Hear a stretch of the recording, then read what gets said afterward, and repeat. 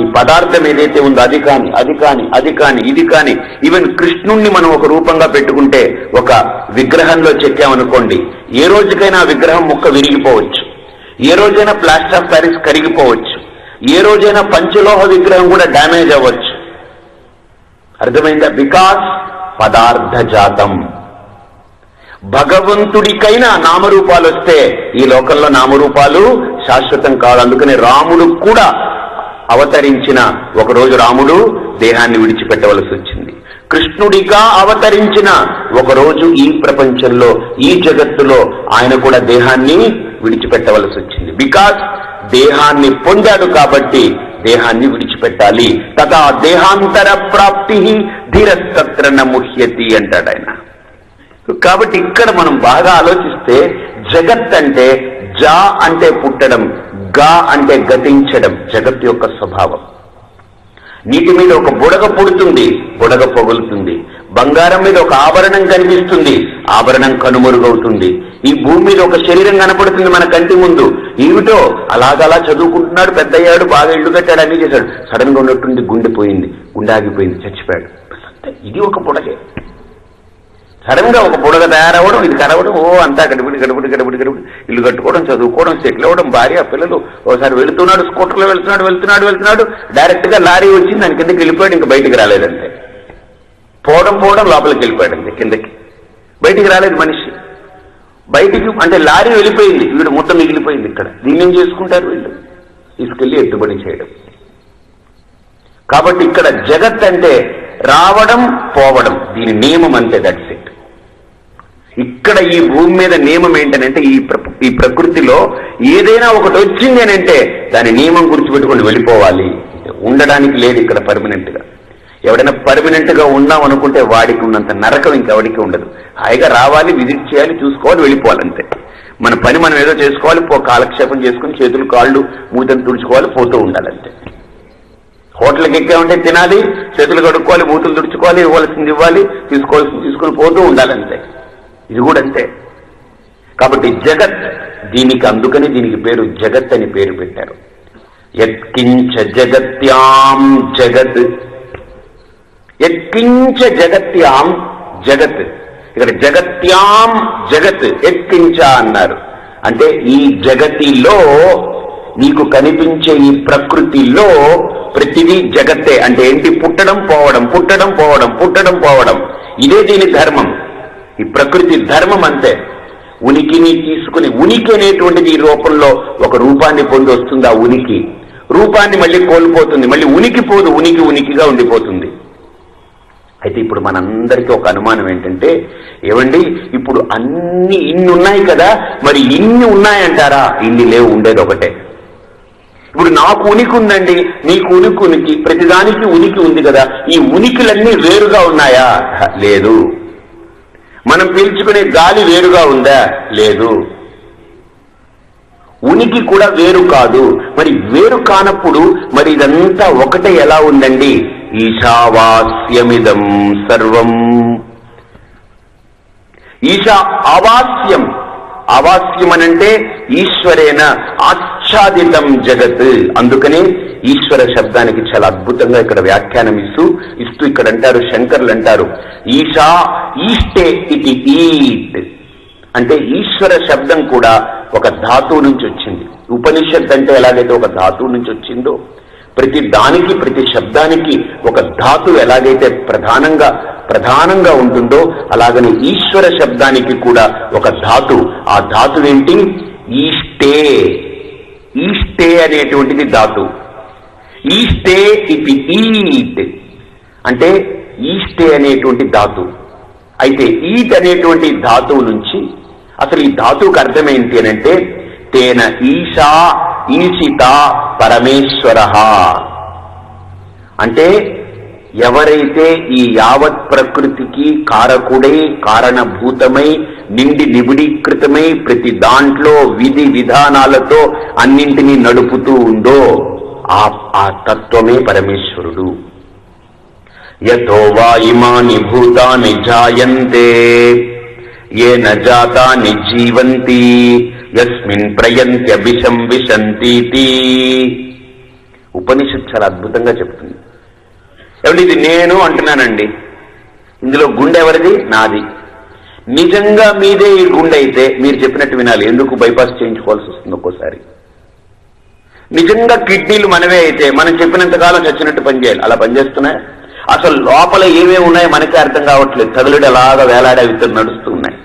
కిడ్నీలు ఉన్నాయి, చిన్న ప్రేగుంది, పెద్ద ప్రేగుంది, లోపల గాలి పీల్చుకునేటువంటి ఆ నాళాలున్నాయి, రక్తనాళాలున్నాయి, అసలు లివర్ ఉంది, హార్ట్ ఉంది, ఆర్టరీస్ ఉంది, వీన్స్ ఉన్నాయి, మిడిల్లో ఆప్లాంగేట, ఈ నర్వస్ సిస్టమ్, బ్లడ్ పంపింగ్, ఇదంతా అసలు ఈ సిస్టమ్ అంతా లోపల ఏం జరుగుతుందో మనకేం తెలియట్లేదు. మనం ఊరికినే బయటకి ఇలా కదులుతున్నాం, తిరుగుతున్నాం, రోబోలాగా అలా అలా కదిలేస్తున్నాం, పోతున్నాం, పడుకుంటున్నాం, లేస్తున్నాం. మనం బయటవే చూసి నాది అనుకుంటున్నాం, నేను అనుకుంటున్నాం. బయట ఎలాగైతే బియ్యం బస్తా మనం కొనుక్కొచ్చి నాది అంటున్నామో ఈ బస్తాని కూడా నాది అనుకుంటున్నాం. పొరపాటు. ఇది నాదే అయితే నేను చెప్పినట్టు వినాలి. ఇందులో ఏ అవయవము కూడా రిపేర్ అవ్వడానికి లేదు. అలా ఉందా? ఎప్పుడు ఏ అవయవం పోతుందో తెలియదు. కాబట్టి ఇక్కడ యతో వా ఇమాని భూతాని జాయంతే ఏన జాతాని జీవంతి యస్మిన్ ప్రయంతి అభిషం విశంతీతి తద్విజిజ్ఞాసస్వ. ఈ ప్రకృతి చూడండి, నామరూపాత్మకమైన ప్రకృతి ఎవ్వనిచే జనించు జగము, ఎవ్వని లోపల నుండు లీనమై ఎవ్వని అందుడిందు పరమేశ్వరుడెవ్వడు, మూల కారణం వెవ్వడు, అనాది మధ్యలయుండు వాడెవ్వడు. తల్లి అంటుంది, నా కొడుకు నేను కన్నానండి అంటుంది. ఆ జీవికి ఆ ప్రారంధం ఉండాలి, ఆ పాత్రలో ఉండడానికి. ఆ ప్రారంధం లేకపోతే అక్కడ సంతాన ఉత్పత్తి అనేది జరగదు. కాబట్టి ఆ జీవిని తండ్రి తయారు చేయలేదు, ఆ జీవిని తల్లి తయారు చేయలేదు. బస్ మనం ఇల్లు కట్టుకుంటే గృహప్రవేశం చేస్తాం, ఒళ్ళు కట్టుకునేదానికి గర్భప్రవేశం చేస్తున్నాం అంతే.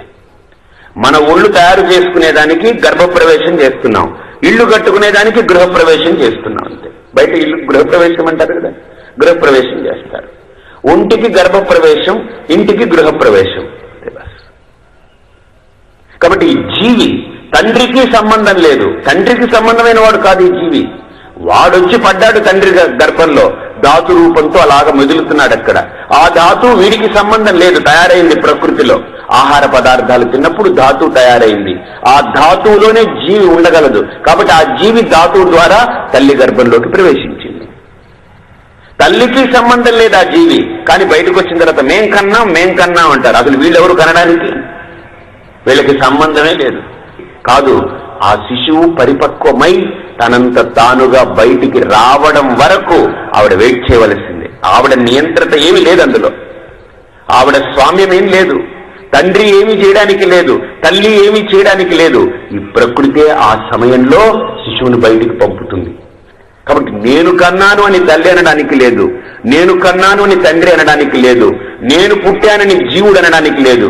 ఇదంతా ఈశావాస్యమిదం సర్వం. ఇదంతా ఈశ్వరుడి ప్లాన్ అండి. ఇది పరమాత్మ యొక్క నియతి.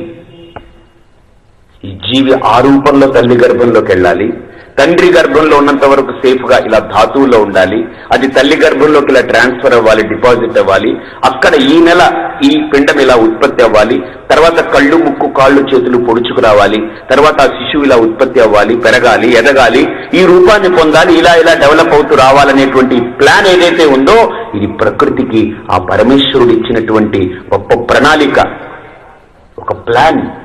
కాబట్టి ఆ పరమేశ్వరుడు సర్వజ్ఞుడు. గర్భంలో ఉండే శిశువుని కాపాడుతున్నాడు, బయట ఉండే తండ్రిని కాపాడుతున్నాడు, ఆ తల్లిని కాపాడుతున్నాడు, సమస్త ప్రకృతిని తనే కాపాడుతున్నాడు. అంటే ఎలా కాపాడుతున్నాడు? తానే ప్రకృతిలో ఏకమై, ప్రకృతి తానై, ఆ ప్రకృతిగా కనిపించే ఈ పదార్థ జాతమై తానే ప్రకృతిని రక్షించుకుంటున్నాడు. యతో వా ఇమాని భూతాని జాయంతే ఏన జాతాని జీవంతి యస్మిన్ ప్రయంత్యభిషం విశంతీతి. బాగా చూడండి, ఇక్కడ ఈ ఉపనిషత్తులో ఈశా అనే శబ్దానికి అంటుంది తేన ఈశా ఈశిత పరమేశ్వర. అంటే పరమేశ్వరుడి యొక్క నియతి చేత ఇదంతా నడుస్తుంది. ఆ పరమేశ్వరుడి యొక్క నియతి ఎలా ఉందనంటే మనం ఆ నియతిని తప్పించుకోలేం. ఇక్కడ గవర్నమెంట్ ఏదైనా ఒక చట్టం పెడితే కొంత వెసులుబాటు రావచ్చు, లేదా ఈ కోర్టులు కనుక కొన్ని చట్టాలు పెడితే దాంట్లో కొన్ని వెసులుబాటులు తీసుకురావచ్చు, లేదా ఒక రాజుగారే కనుక, అధ్యక్షుడే కనుక కొన్ని చట్టాలు పెడితే దాంట్లో కూడా వెసులుబాటు తీసుకురావచ్చు. కానీ ఈశ్వరుడి యొక్క చట్టంలో, ఈశ్వరుడి యొక్క నియతిని ఎవడు వెసులుబాటు చేయడానికి లేదు, ఎవడికి హక్కు లేదు. ఎందుకని?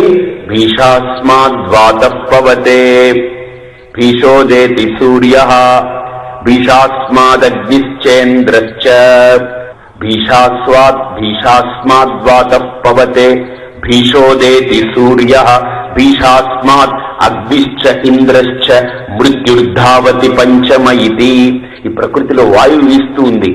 ఆ సూర్యుడు ఉదయించేశాడు. చూడండి, ఇలా ఉదయించిన సూర్యుడు ఉండిపోడు, అలా కదులుతుంటాడు, అస్తమించేస్తాడు.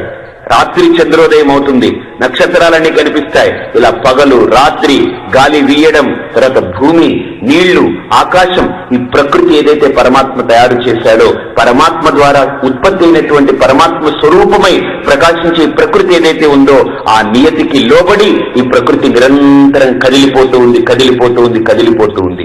కదిలిపోయే ఈ ప్రకృతిలో మనము దేహాన్ని ధరించి కనుమరుగవ్వడానికి కదిలిపోతూ ఉన్నాం, కలిసిపోవడానికి కదిలిపోతూ ఉన్నాం. గుర్తుపెట్టుకోండి. అంటే కానీ ఉండిపోవడం కోసం కదలట్లేదు, కదిలాము అనంటే కలిసిపోబోతున్నాం.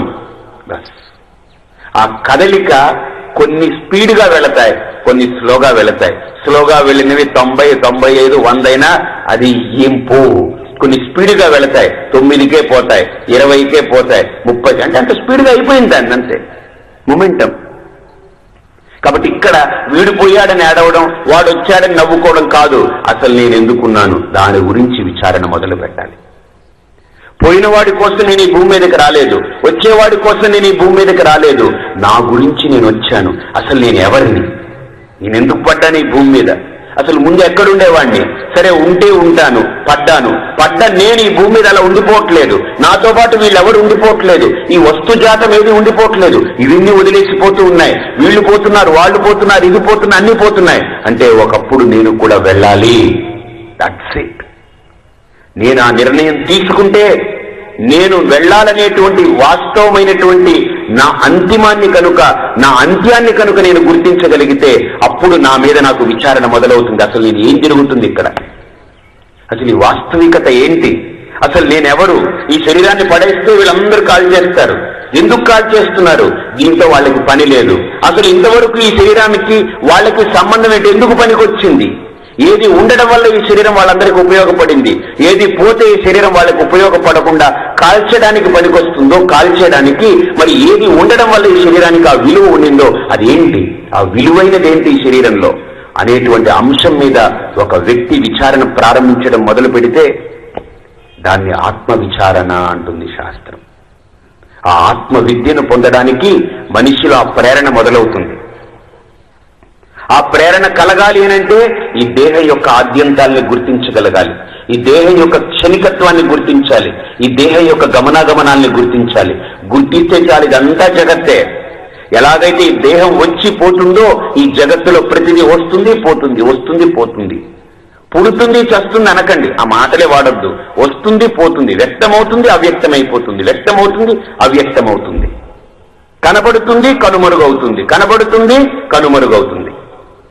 కాబట్టి ఈ ఈశావాస్యంలో క్లాసికల్ స్టేట్మెంట్ ఏంటంటే కనపడి కనుమరుగయ్యేటువంటి ఈ వికారజాతమైనటువంటి నామరూపాలున్నాయే అవి మిథ్య,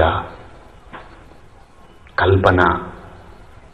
ఎలా స్వామి? ఇదే మాకు అర్థం కావట్లేదు. ఇది మిథ్య అంటే, ఇది కల్పన అంటే ఎలా ఇది కల్పన అవుతుంది?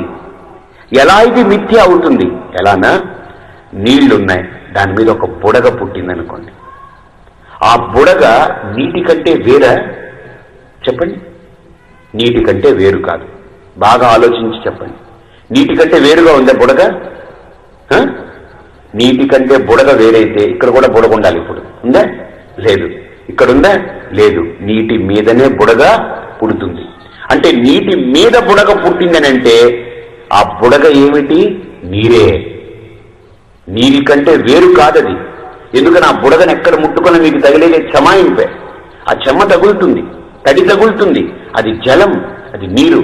కానీ ఇప్పుడు బుడగగా కనిపిస్తుంది కదా, ఇలా ఉబ్బెత్తుగా, ఇలా రౌండ్గా, హాఫ్ సర్కిల్లో ఇలా కనిపిస్తుంది కదా. ఈ బుడగని అలా పగలగొట్టండి, ఏమవుతుంది? అది పగులుతుంది. పగిలిన తర్వాత ఇప్పుడు బుడగ లేదంటున్నాం, కానీ నీరుందా లేదా? నీరుంది. బుడగ ఉన్నప్పుడు నీరే, బుడగ పగిలిన తర్వాత నీరే, బుడగ రాకముందు నీరే. అంటే ఈ నామరూపం ఏదైతే ఉందో, బుడగా అనే పేరు, బుడగా అనే ఈ షేప్, ఈ రూపం ఏదైతే ఉందో, ఈ రూపము రాక ముందు నీరే, ఈ రూపం పడిపోయిన తర్వాత నీరే. ఈ రూపం ఉన్నప్పుడు కూడా ఈ బుడగగా కనిపించేటువంటి రూపం కూడా నీరే. మరి ఈ బుడగ ఏంటండి? కల్పన. నీరే కొద్దిగా అలా ఉబ్బెత్తుగా అయినప్పుడు కల్పన. పరమాత్ముడే పొడవుగా ఉంటే రాత. పరమాత్ముడే కదులుతూ ఇలా కళ్ళు, ముక్కు, కాళ్ళు, చేతులతో ఉంటే మనిషి. పరమాత్ముడే కదలకుండా ఇలా నిలబడి ఆకులు, పువ్వులు, కొమ్మలు, కాయలు, రెమ్మలుగా ఉంటే చెట్టు అంటున్నాం. పరమాత్ముడే కదలకుండా ఇలా విస్తరించి మట్టి రూపంలో ఉంటే భూమి అంటున్నాం. పరమాత్ముడే కదిలేటువంటి గాలి రూపంలో ఉంటే వాయువు అంటున్నాం. పరమాత్ముడే వేడితనాన్ని, ప్రకాశాన్ని ఇచ్చేటువంటి తత్వంగా ఉన్నప్పుడు అగ్ని అంటున్నాం. పరమాత్ముడే చల్లని చెమ్మతోటి పైనుంచి పడేటప్పుడు జలం అంటున్నాం, వరుణుడు అంటున్నాం. పరమాత్ముడే పైన నీలి రంగుతో విస్తరించి ఉన్నప్పుడు ఆకాశం అంటున్నాం. పరమాత్ముడే ఎగిరే 2 కాళ్ల జంతువుగా కనిపిస్తున్నప్పుడు పక్షి అంటున్నాం. పరమాత్ముడే తోక, 4 కాళ్లు పాలిచ్చేటువంటి జంతువుని చూసినప్పుడు ఆవు అంటున్నాం. ఈశావాస్యమిదం సర్వం. పరమాత్ముడే ఇన్ని రూపాలతో కనిపిస్తున్నాడు. పరమాత్ముడే ఇన్ని రకాలుగా కనిపిస్తున్నాడు. ఎలాగా? ఒకే నీటి మీద ఒక బుడగ చిన్నది, ఒక బుడగ పెద్దది, ఒక 5-6 బుడగలు కలిసి ఒక జత బుడగల కింద అలా కదులుతూ ఉంటాయి. ఒక్క సింగిల్ బుడగ మాత్రం ఉంటుంది, కొన్ని చోట్ల నురుగు ఉంటుంది. ఇన్ని రకాలుగా అక్కడ కనిపిస్తున్న జలం మీద ఉండేది జలమే. ఇవన్నీ నామరూపాలే. అలాగని ఈ ప్రకృతిని నేను పరిశీలిస్తే, ఈ జగత్తుని కనుక నేను సరిగ్గా విచారణ చేస్తే, నామరూపాలు కల్పన కనుక కనిపించే నామరూపాలు, పదార్థాలు కళ్ళ వరకే పరిమితం. పదార్థాన్ని దాటితే నాకు దీని యొక్క వాస్తవికత, యథార్థము నాకు గోచరమవుతుంది. కాబట్టి ఏ తత్వమైతే అంతటా నిండి నిబిడీకృతమయ్యిందో గుర్తుపెట్టుకోండి. అందుకని ఇక్కడ ఉపనిషత్తు అంటుంది, ఈశావాస్యమిదం సర్వం. ఆవాస్యం అంటే ఆచ్ఛాదితం. ఆచ్ఛాదితం అంటే ఇక్కడ చాలా గొప్ప ముడి విడిగొడుతుంది ఉపనిషత్తు. ఏమిటా ముడి విడగొడుతుందంటే, చాలా మంది అంటారు కుక్క ఆత్మ, నక్క ఆత్మ, మనిషి ఆత్మ, ఏనుగాత్మ, ఇలా ఇన్ని ఆత్మలు లేవు. ఇంతమంది దేవుళ్ళు లేరు. బుడగ నీళ్లు, నురుగు నీళ్లు, అల నీళ్లు, ఇన్ని నీళ్లు లేవు. ఉండేది ఒకటే నీరు. అలగా ఆ రూపం పొందినప్పుడు దానికి పేరు అలా అని పెట్టుకున్నాం. బుడగగా కనిపించేటప్పుడు దాన్ని బుడగా అన్నాం. నురుగుగా కనిపించేటప్పుడు దాన్ని నురుగు అంటున్నాం. కాబట్టి పేర్లు మనం పెట్టుకున్నాం. రూపాలు ఒకదానికంటే ఒకటి వేరవచ్చు, కానీ మూల తత్వం మాత్రం జలమే. అలాగని ఇక్కడ మనిషిగా కనపడొచ్చు, పశువుగా కనపడొచ్చు, ఒక చెట్టుగా కనపడొచ్చు. నామరూప వికల్పాలతో, ఇన్ని భేదాలతో ఈ ప్రకృతి కనపడొచ్చు. ఈ భేదాలు, నామరూప వికల్పాలు ఈ ప్రకృతిలో కనపడేవి సత్యం కావు. కంటి వరకు కనిపిస్తాయి, ఇవి కంటికి కనపడుతున్నాయి అంతే, దట్స్ ఇట్. దీన్ని విచారణ చేసి చూస్తే ప్రతిదీ ప్రతిదీ ప్రతిదీ పరమాత్మమయమై ఉంది. వాసుదేవ సర్వమితి స మహాత్మ సుదుర్లభ. అంతేకాదు మత్తః పరతరం నాణ్యత్ యత్కించిదస్తి జగత్ ధనంజయ. ఇక్కడ కూడా చూడండి, యత్కించ జగత్యాం జగత్, ఇదే అన్నాడు ఆయన పరమాత్మ. ఈశావాస్యమిదం సర్వం యత్కించ జగత్యాం జగత్, ఈ జగత్తులో కనిపించే ఏదైనా కూడా యత్కించ జగత్యాం జగత్, కనుమరుగైపోయే పదార్థజాతమైనటువంటి ప్రకృతి అంతా పరమాత్మమయమై ఉంది, పరమాత్మ స్వరూపమై ఉంది. బాగా ఆలోచించండి. ఏమండి స్వామి, మీలోనూ పరమాత్మ, నాలోనూ పరమాత్మ, అందరిలోనూ పరమాత్మ. అందరిలోనూ పరమాత్మ కాదు, బయట కూడా ఉండేది వాడే. నో, అంతర్ బహిష్ట సర్వం వ్యాప్య నారాయణ స్థిత. అది ఎలాగండి? అంతటా ఉన్నాడండి పరమాత్మ. లోపల ఉన్నాడంటే సరే, ఓకే, దీన్ని నడుపుతున్నాడు అనుకుంటాం. బయట ఎలా ఉన్నాడండి పరమాత్మ? ఆహా, లోపల ఉంటే దీన్ని నడుపుతున్నాడని పరమాత్మ అంటున్నావా? బయట కూడా పరమాత్ముడు. ఎందుకని? బయట నడిపేది కూడా పరమాత్ముడే. అంతః బహిః సర్వం వ్యాప్య నారాయణ స్థిత. అంతటా నిండి నిబిడీకృతమై పరమాత్మ ప్రకాశిస్తున్నాడు. అంటే బాగా ఆలోచించండి, అంతటా ఉన్నాడు వాడు. అవాస్యమిదం సర్వం ఆచ్ఛాదితం ఈశ్వరేణ, సమస్తం వస్తుజాతం జగత్ ఈశ్వరేణ ఆచ్ఛాదితం. అంటే అంతటా ఉన్నాడు అని అంటే గుర్తుపెట్టుకోండి, నాలోనూ ఉన్నాడు, దీంట్లోనూ ఉన్నాడు. అంటే ఇప్పుడు లోపల ఉన్నట్టు అర్థం, కానీ బయట ఉన్నాడంటే నాకు దీనికి మధ్య కూడా వాడే ఉన్నాడు. ఎలా అంటే, నీళ్ల మీద ఒక బుడగ పుట్టింది, యువతల ఇంకో బుడగ పుట్టింది. బాగా చూడండి, ఇక్కడ ఒక బుడగ, ఇక్కడ ఒక బుడగ అలా తేలుతున్నాయి. ఈ బుడగలోనూ నీళ్లే, ఈ బుడగంతా నీరే, ఈ బుడగంతా నీరే, కానీ ఈ మధ్యలో ఏముంది? నీరే. ఈ బుడగ నీరే, బుడగ క్రింద నీరే, బుడగని ముట్టుకుంటే నీరే. అలానే ఈ బుడగ నీరే, ఈ బుడగని ముట్టుకున్నా నీళ్లే, ఈ బుడగ క్రింద నీరే. క్రింద కాదు, లోపల కాదు, పైన కాదు, బుడగకి బుడగకి మధ్యలో ఉండేది కూడా నీరే. కాబట్టి బుడగా నీరే, బుడగా నీరే, బుడగకి బుడగకి మధ్యలో ఉండేది నీరే. ఇది బుడగ, అది బుడగ, ఈ బుడగలకి ఆ పరమాత్ముడే కారణం, బుడగకి బుడగకి మధ్యలో ఉండేది పరమాత్ముడే కారణం. కాబట్టి పరమాత్మ అనేటువంటిది ఒక తత్వమై అంతటా నిండి నిబిడీకృతమై ప్రకాశిస్తుంది. ఒక వస్తువై ఒక చోట ఉంటుందనుకోవడం భ్రమ. అఫ్ కోర్స్ ఒక భక్తుడిగా పరమాత్మ ఉన్నాడు ఈ ప్రకృతికి అనుకోవడం వేరు. అందుకనే చెప్తున్నాను, నమ్మకం వేరు, నిర్ధారణ వేరు. నమ్మకము ఇంకెప్పటికీ అలా నమ్ముతూ కూర్చోవలసిందే, కానీ విచారణ చేస్తే నిర్ధారణ అవుతుంది. కాబట్టి ఇక్కడ పరమాత్మ తత్వాన్ని అణువణువున అనుభూతి పొందగలగడమే నిర్ధారణ. ఆ నిర్ధారణ ఈ ఉపనిషత్ అంటుంది, యత్కించ జగత్యాం జగత్. బాగా చూడండి, ఈ జగత్ అనేది ఏమిటయ్యా? ఎన్ని రకాలుగా ఉంది ఈ జగత్ అంటే? జగత్తు రెండు రకాలుగా ఉందట. ఒకటి స్థావరం, రెండు జంగమం. అంటే చేతనము, జడము.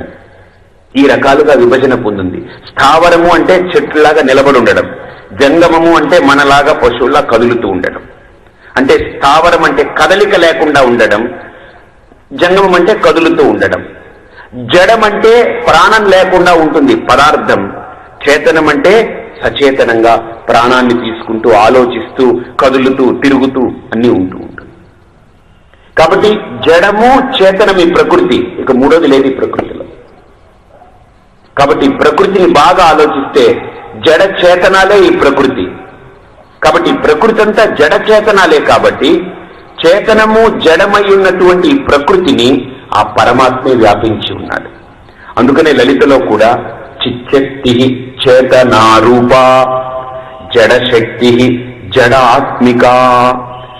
చైతన్యమై చేతన రూపంలో ఉన్నాయి, జడమై జడశక్తిగా జడంలో కూడా వ్యాపించి ఉంది. అందుకనే పరమాత్మ భగవద్గీతలో ఒక అద్భుతమైన శ్లోకం చెప్తారు. ద్వావిమౌ పురుషౌ లోకే క్షరశ్చ అక్షర ఏవ చ క్షరః సర్వాణి భూతాని కూటస్థో క్షర ఉచ్యతే. ఉత్తమః పురుషస్త్వన్యః పరమాత్మా ఇతి ఉదాహృతః యో లోకత్రయమావిశ్య బిభర్తి అవ్యయః ఈశ్వరః. ఆ పరమాత్ముడు ఎవడయ్యా? ఉత్తమ పురుషస్తు అన్యః, పరమాత్మ ఇది ఉదాహృత. పరమాత్ముడంటే ఉత్తముడైనటువంటి వాడు. ఉత్తముడు అంటే ఏమనర్థం? ఎవడైతే నాశనము కాడో, ఎవడైతే నాశనమయ్యే సమస్తానికి కూడా ఆధారభూతమై ఉన్నాడో, ప్రకాశిస్తున్నాడో, వాడే ఉత్తముడు.